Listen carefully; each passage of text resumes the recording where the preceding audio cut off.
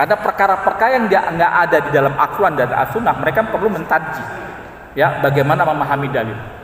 Makanya dalam bermazhab, Pak, ini saya ceritain pengalaman, ya, bocorin dikit-dikit.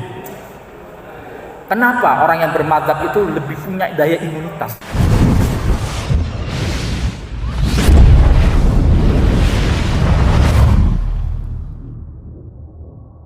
Jadi mazhab itu bukan suatu aliran, ya, dalam peribadatan bukan. Dia itu merupakan bagaimana memahami dalil, menyimpulkan dalil, dan bagaimana kita memahami dalil itu sendiri. Mazhab itu bukan aliran gitu. Nah, kita salah paham pada waktu itu, seakan-akan kalau bermazhab itu berbeda dengan orang yang mengambil Quran dan As-Sunnah. Padahal lebih bahaya orang yang mengatakan mengambil Quran dan As-Sunnah itu sendiri. Jadi ceritanya tuh begitu. Ya, ujuk-ujuk nggak langsung ke teroris, tapi intoleran dulu. Ya. Bicara tentang masalah musik, ya, itu juga sama, pendapat yang haram disebutkan, pendapat yang orang-orang alim seperti itu. Lalu adzunnu kadza, yang saya sangka, atau ar-ra'yu hadza, ya, ar-ra'yu kadza, atau yang saya anggap, atau darastu hadza, yang saya pelajari itu ini haram misalnya. Kenapa? Lalu kemudian dia tutup dengan wallahu alam. Kenapa harus tutup dengan wallahu alam? Karena kita nggak tahu jawaban yang presisi yang benar itu apa, kecuali hanya Allah Subhanahu wa taala. Nah, kadang kita ini enggak, orang-orang ekstrem itu kepedean, terjebak kepada satu dalil lalu menafikan dalil-dalil yang lain. Kata Sufyan Ats-Tsauri, seorang tabi'in, beliau mengatakan innamal ilma indana ar-rukhsah minaz zikkah. Sesungguhnya ilmu di sisi kami yang banyak memberikan dispensasi, rukhsah, keringanan, yang banyak memberikan maaf, itu minaz zikkah, berasal dari ulama-ulama yang terpercaya, ulama-ulama yang baik, yang banyak hikmahnya. Ya, dia harus berhati-hati. Apalagi fatwa-fatwa tersebut yang bisa menimbulkan yang namanya safkut dima, ya, menimbulkan, bisa berpotensi menumpahkan darah. Wa amma tasjid, kata beliau, adapun yang sikap ekstrim, fayasinu kula ahad, siapa juga bisa. Karena orang untuk jadi ekstrim itu nggak perlu berpikir berat, nggak perlu berpikir secara keras, ya, simpel aja. Tapi ini justru yang membahayakan. Adapun ulama agak hati-hati.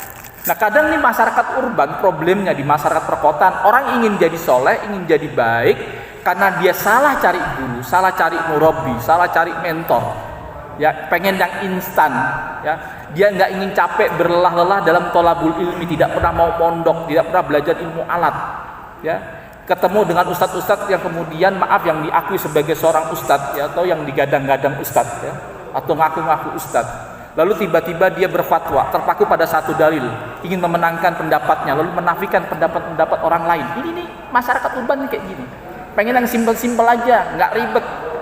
Padahal kadang ulama itu menjelaskan, merinci dulu. Kenapa? Dia hati-hati. Ini kayak kemarin ada ustadz ditanya masalah nyanyi Indonesia Raya.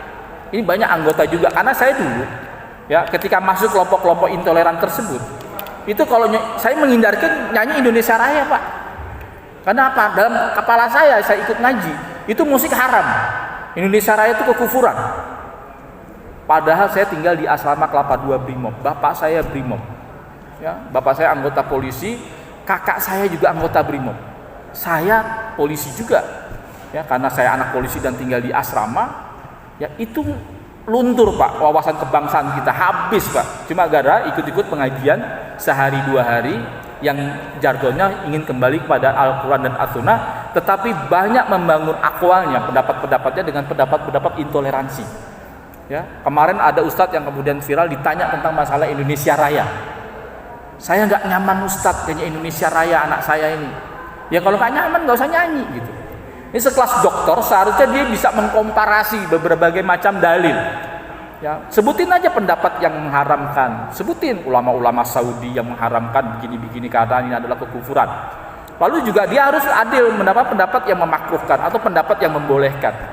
Kalau yang nanya anggota polisi, dia akan kasih jawaban boleh. Kenapa? Kenapa Anda nanti akan berpengaruh, ya, kepada karir Anda dan sebagainya, Anda akan dituduh radikal dan sebagainya. Tulis. Jangan kemudian dikasih jawaban yang multi tafsir, yang kemudian akan membuat gaduh ya Indonesia. Gitu. Itu karena seperti itu Pak, ikut-ikut pengajian seperti itu. Makanya kemudian ya ini saya agak menyalahkan juga karena ada peran pemerintah juga dulu Pak. Di era-era tahun 70-80-an itu banyak menyekolahkan para tholabul ilmi dari Indonesia, para pelajar ke luar negeri, yang mana kemudian belajar di beberapa jamiah universitas yang kemudian kebanyakan mereka pelajarannya suka menyelisih daripada pendapat Ahlussunnah wal Jamaah yang berlaku berabad-abad di Indonesia. Lalu kemudian ketika mereka pulang dari studi itu, lalu mereka banyak membuat gaduh. Misalnya mengatakan Maulid Nabi haram, ya bid'ah, ya kemudian tahlilan bid'ah, ziarah kubur bid'ah dan lain sebagainya. Akhirnya kita jadi gaduh Pak hari ini Pak. Dan ini banyak diikuti. Ternyata problemnya betul apa yang dikatakan Pak Rian Mizat Yakudu yang mengatakan di TNI ada 3% Pak. Bahkan di TNI Polri temuan dari BIN itu ada 2% di kepolisian.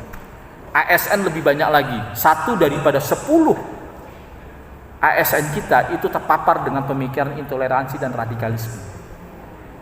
Kemudian di mahasiswa lebih banyak lagi sampai 23% sampai 30% mereka terpapar dengan paham-paham intoleransi dan radikalisme.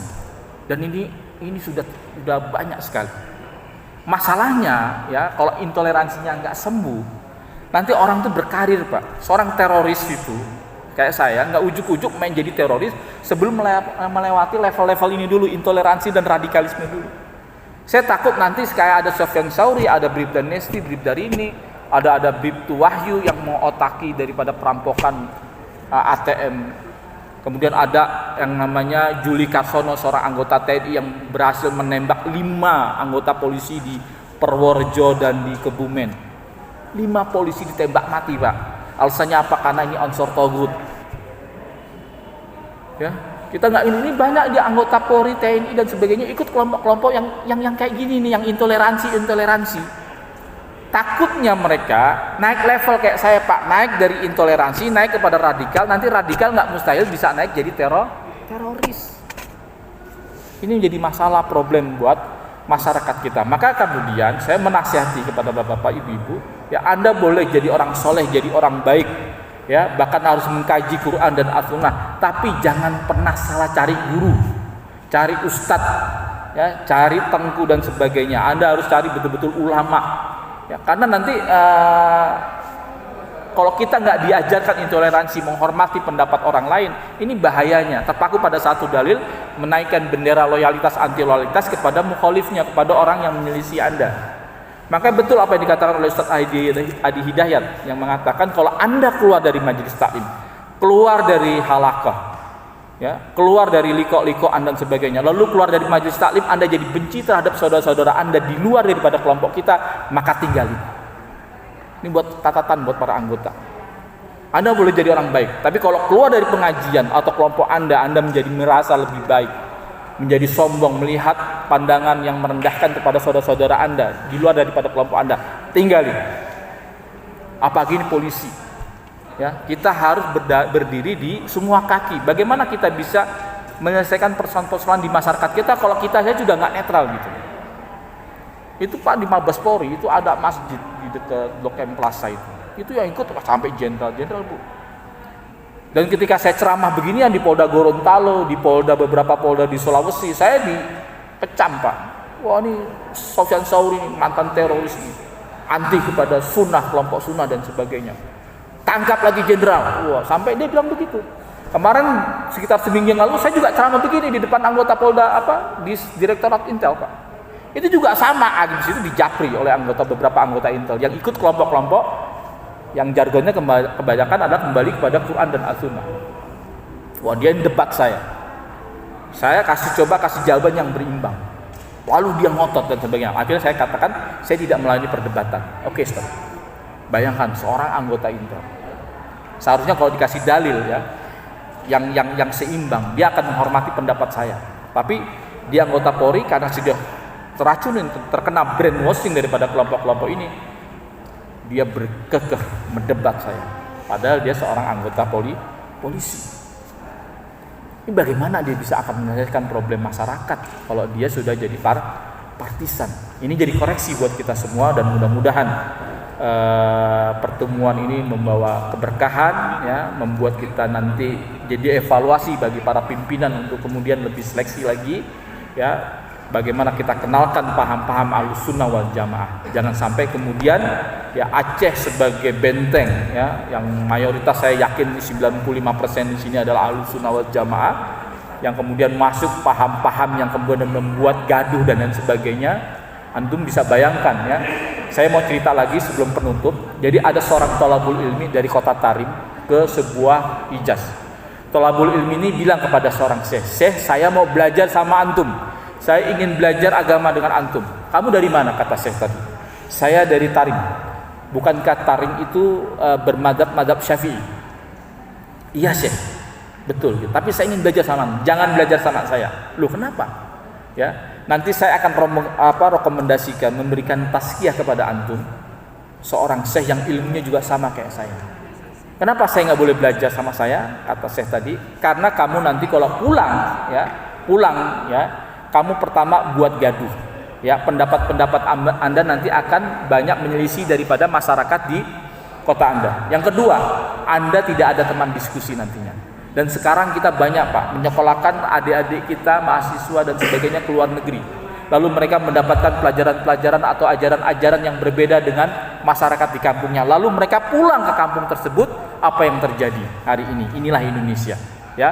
Mereka akhirnya banyak membid'ahkan, banyak memfasik-fasikan, bahkan sampai yang taraf paling tinggi adalah sampai mengkafirkan. Bayangkan di Aceh, Pak, dulu kami dikirim 2002 sebagai dai Kamtibmas. Itu jangan coba-coba, ada teman-teman kami dai dari Jakarta, dari Jawa Barat, yang pakai celana pendek, Pak, ya, di Aceh pakai celana pendek. Gimana ceritanya? Dalam madzhab Syafi'i, ma'ruf auratur rajulun ma'ruf batihi wa suratihi. Aurat laki-laki itu adalah dari dengkul sampai pusat. Anda jangan coba-coba di Aceh mengatakan bahwa paha bukan aurat. Kira-kira gaduh nggak? Gaduh. Ya, kemarin kita lihat ada seorang ustadz dari kelompok sana yang jargonnya kembali kepada Quran dan As-Sunnah, lalu mengatakan bahwa paha bukan aurat. Ya, itu kan membuat gaduh satu Aceh, ya kan, yang kemudian punya keyakinan, ya, bahwa mazhab di sini adalah mazhab Syafi'i yang mengatakan aurat itu adalah dari dengkul sampai ke pusar. Ini yang kita tidak inginkan kemudian, ya. Kita tidak punya keseragaman dalam beragama dan sebagainya, kemudian membuat dua orang-orang soleh saling bermusuhan. Jangan sampai, ya. Mungkin ini pengalaman dari saya. Mudah-mudahan saya sadar, Pak, di penjara, ya, belajar lagi, mengevaluasi diri. Ternyata memang bermadzhab itu adalah salah satu, ya, cara atau metode di dalam menangkal daripada pemahaman-pemahaman ekstrim itu sendiri. Karena berbahaya sekali orang yang belajar, yang mengatakan kembali kepada Quran As-Sunnah tapi tanpa syarah dan tahqiq ulama. Demikian dari saya, kurang lebihnya mohon maaf. Billahi taufik wal hidayah. Wassalamualaikum warahmatullahi wabarakatuh.